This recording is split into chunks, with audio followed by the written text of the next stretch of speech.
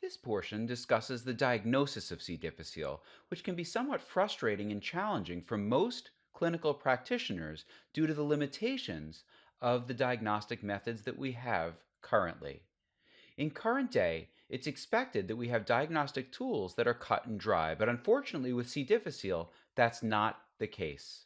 What I'm presenting here is a figure that was taken from the Infectious Disease Society of America guidelines published in February of 2018. Within those guidelines, you'll notice several, specifically two diagnostic methods that you've probably never used in your practice, specifically toxigenic culture and cell culture cytotoxin neutralization assay. These are unfeasible to be used in modern clinical medicine, and we're going to choose to focus on the clinically relevant tests, and those are threefold. One, the enzyme linked immunoassay, two, the glutamate dehydrogenase assay, and three, the polymerase chain reaction, or the so called nucleic acid amplification test.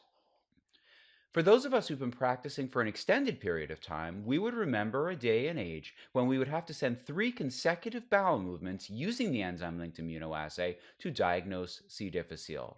That changed in around 2008 or 2009 when a second generation enzyme linked immunoassay was issued. However, the sensitivity and specificity for this were not high, so using it as a solitary test was a challenge, although it fulfills the criteria for an ideal test to diagnose C. difficile, namely that it detects the toxin, not just the organism. We can have the organism within our own system and not have it be active releasing toxin, the so called carrier state.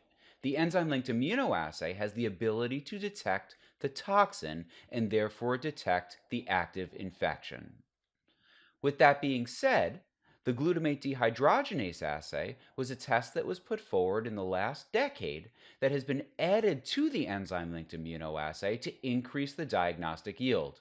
The glutamate dehydrogenase assay is an assay that looks for an enzyme that's released by Clostridioides species in general. So it's not specific per se for C. difficile, but it can detect Clostridioides species.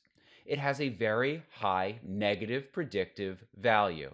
Specifically, it's a great screening test that's inexpensive. If the GDH assay is negative, then it's unlikely that a patient has C. difficile. However, if it's positive, the likelihood of the patient having C. difficile is more, and another test combined with it will increase the accuracy. Currently, the GDH assay and the enzyme linked immunoassay are combined. If they're both negative, you're negative. If they're both positive, the patient is positive. However, if they're discordant, typically we move to another test, the so called PCR or nucleic acid amplification test. PCR detects a gene that codes for toxin B. So, therefore, you're not detecting the toxin, but the ability to release and create the toxin. The PCR is highly sensitive and highly specific, but it's probably too sensitive, and there's a tendency for the PCR to overdiagnose C. difficile.